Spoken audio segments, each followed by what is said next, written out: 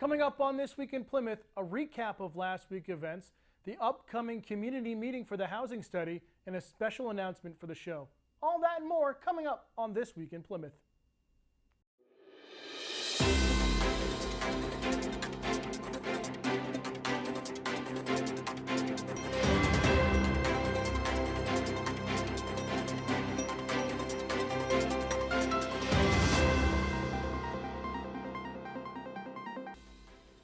Hello and welcome to another edition of This Week in Plymouth. I'm your host, Dan Salzer. Taking a look at the last week, the Plymouth Select Board met on Monday, May 22nd. The meeting opened with a report from Town Manager Scott Whedon, then moved into discussion for the tax collection policies and procedures review. Mr. Whedon presented new tax policies to the board with the intent of implementing them here in the town very soon. The board approved the new policies and procedures. So in front of you tonight, you have the delinquent tax lien payment policy. And I view this as another step to provide consistency, stability, and continuity in the financial operations of the town. We met with Linda Buffington, tax collector, with regards to the policy and the subsequent documents that you have in this package. It completely follows the statutes in regards to Chapter 80 on the collection of taxes. We didn't rewrite this. We took policies from other communities and we adopted them to fit the town of Plymouth. I think, on the part of the town of Plymouth, we're doing our due diligence and implementing a policy that shows financial responsibility in trying to collect these taxes that have been well overdue for a number of years. And like I said, it does follow the state RSA with regards to the collection of taxes. So we didn't have a policy before? We have never had a policy on the collection of delinquent taxes. And how did we figure this out?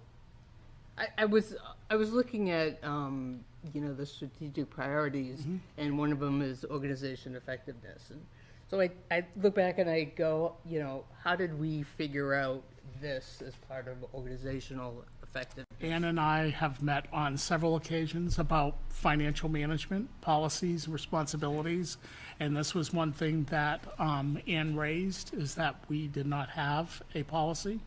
So we went after it, put it together, met with Linda to make sure that her edits were included in the policy and are bringing it forth. And it's well stated what the process is, so it's discoverable by anybody who wants to know. Ready for a motion? I am. I'll make a motion that we accept and approve the tax collection policies and procedures as outlined in the packet. Second. Any further discussion? All those in favor? Aye. The board also approved several purchase orders for the Highway Department and Manager Joe Fagnan, all of which are for road pavings and sidewalk reconstruction. The board received a raise and removal order from Plymouth District Court at 295 Main Street next to the old McDonald's that has become a danger to the town. Yeah, so I have a purchase order here for $39,750. And that's a quote from Witcher and Warren for the demolition and disposal of building and surrounding litter near the old McDonald's at 295. Foundation will be caved, collapsed, and filled to general grading, shaping, and stabilization to be complete. It also includes the asbestos abatement of $3,750 for a total of $36,000 for the raise and removal, and the $3,750 for the asbestos abatement for a total of $39,750. And this is based on a court order that was issued by Plymouth District Court for the raise and removal, and the Patel family has not petitioned or appealed the order that was signed by Plymouth District Court. And the place truly is an issue. The fire department and police department were in there 2 weeks ago, removing 5 homeless people who have been living in there. And the floors, you fall through the floors, the windows are gone. They were lighting fires in there to keep warm and to cook on, so I think it's doing our due diligence from a code enforcement perspective to have this hazardous condition removed from the town of Plymouth. Okay, I'll make a motion to raise and remove 295 Main Street, awarded to CM Witcher for the sum of $39,750. I'll second. All those in favor? Aye. Aye. The board also approved a loan document for the ground-mounted solar array in the amount of $686,000. Last purchase order slash grants item is Ann with the CDFA ground-mounted solar array loan document. So this is the agreement for the 3% grant, 3% loan, $686,000 for the solar project that was presented at town meeting. Does have terms of 10 years. And we already have, as you go down through, we already have the first payment because we budgeted with the actual approval for that.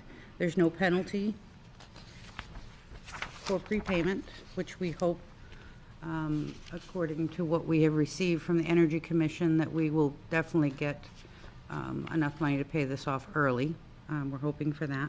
Just an understanding that the board will turn around any funds that they receive in the form of cash back against this loan within 30 days. So the board needs to be aware that if we accept money for this project from New Hampshire Electric Co-op or the state, some sort of Like a grant or yes, anything has like to that. be turned around within 30 days. So what we'll do is we'll hold a public hearing, we'll accept the money and turn it around to be expended towards this loan to pay it down as much as we can as quickly. So as- any of that money, additional money that comes in will just go straight towards the loan. Right, yep.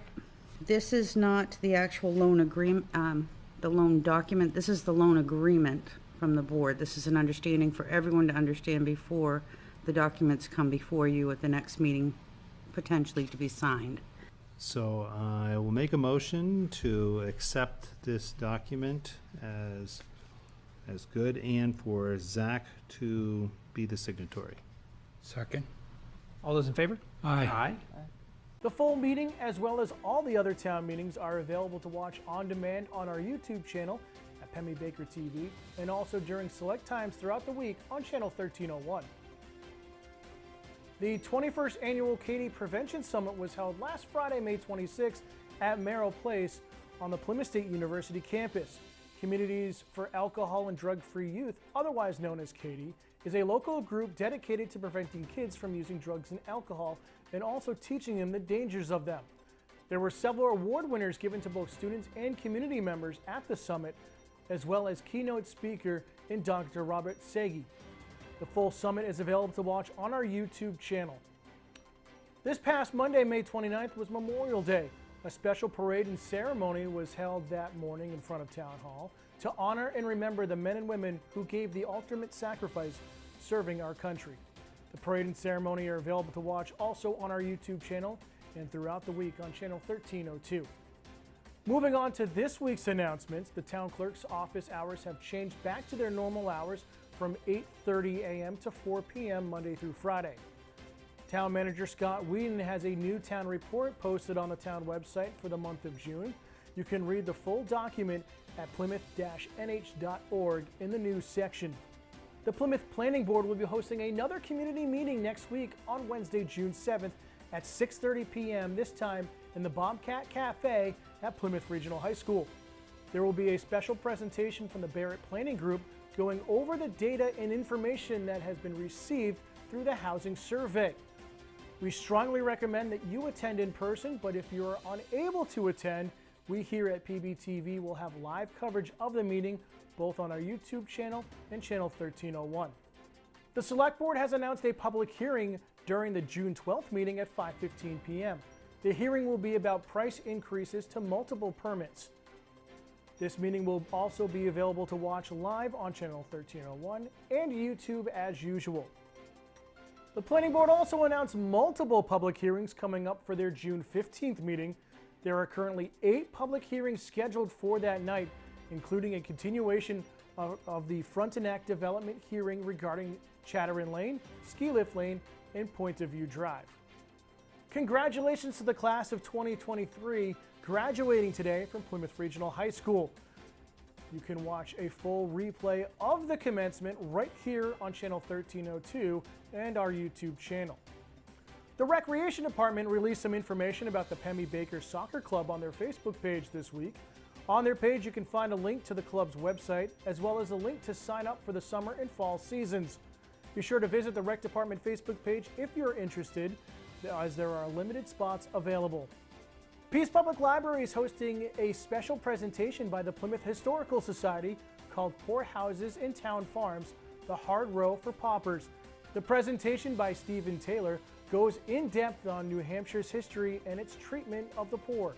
The event is free to the public downstairs in the library on Wednesday, June 14th at 7 p.m. in the community room. Looking into next week, the Plymouth Elementary School Board will be meeting on Monday, June 5th at 6 p.m. Both the Pemmy Baker School Board and the zoning boards are scheduled to meet on Tuesday, June 6th at 5:30 and 7 p.m. respectively. And the Planning Board community meeting at 6:30 will be held inside the Bobcat Cafe on Wednesday, June 7th. A special announcement for our program. Next week will also be the last episode of This Week in Plymouth for this season, as we'll be taking a break for the summer months, both to refine and rework the show's content. That will end this week's episode. For our executive producer, Jonathan Picard, I'm Dan Salzer. Be sure to check out the town website regularly to stay up to date on the downtown drainage project, and also sign up for the town newsletter if you haven't done so already. Thanks for watching, and we'll see you this time next week on This Week in Plymouth.